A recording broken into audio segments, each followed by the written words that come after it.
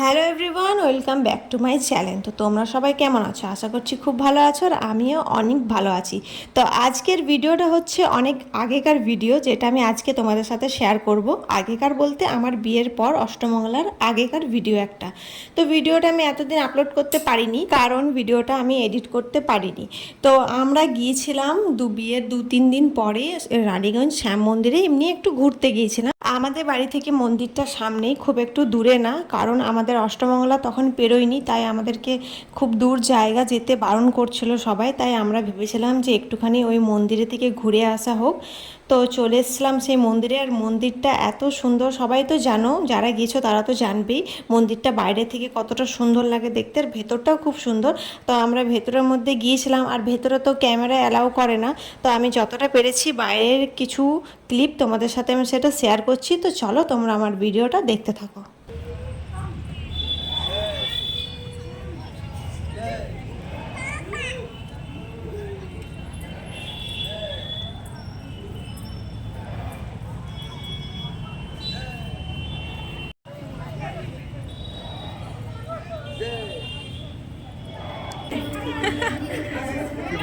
মন্দিরে আমরা অনেকক্ষণ ছিলাম, বসেছিলাম, কিছু ফটো ভিডিও তুলেছি। তো মন্দিরে কিন্তু আমাদের লাইটের খুব প্রবলেম হচ্ছিল, ক্যামেরাতে মানে ঠিকঠাকভাবে আসছিল না, একবার করে লাইট চেঞ্জ হচ্ছিল। তো ক্যামেরাতে তখন একদম অন্ধকার দেখাচ্ছিল, তাই আমি বুঝতে পারছিলাম না ভিডিওটা কিভাবে করব। কিন্তু তাও তোমরা আমার ভিডিওটা দেখে নিশ্চয়ই বুঝতেই পারছো যে মুখগুলো একদম লাল মনে হচ্ছিল, যে বারবার লাইট চেঞ্জ হচ্ছে। তো যার কারণে আমি সেরকম কিছু ভিডিও করতে পারিনি। তো যতটা পারছি তোমাদের সাথে আমি সেটা শেয়ার করছি। তো আমরা এখনো আছি এই মন্দিরে, আর ওইদিকে ফটো তোলা হচ্ছে। এবার আমরা যাব একটু খাওয়া দাওয়া করতে, দেখি কি খাওয়া যায়। এখানে লাইটিংটা এমন আসছে যে একবার করে মুখ লাল লাল দেখাচ্ছে। তো আজকে আমি প্রথমবার ঘুরতে এলাম বিয়ের পর। তো চলো তোমরা দেখতে থাকো আমি কোথায় যাচ্ছি আর কি করছি, সবটাই তোমাদের শেয়ার করবো। তো চলো তোমরা ভিডিওটা দেখতে থাকো।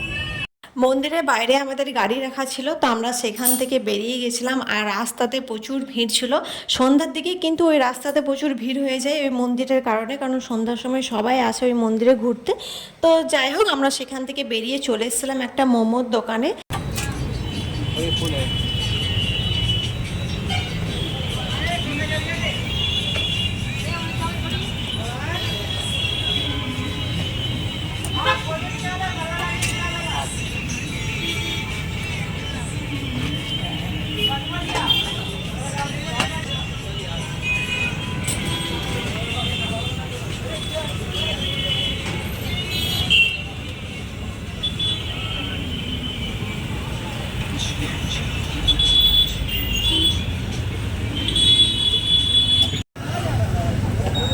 দিদি আছে, ঠিক আছে, পরে করলো।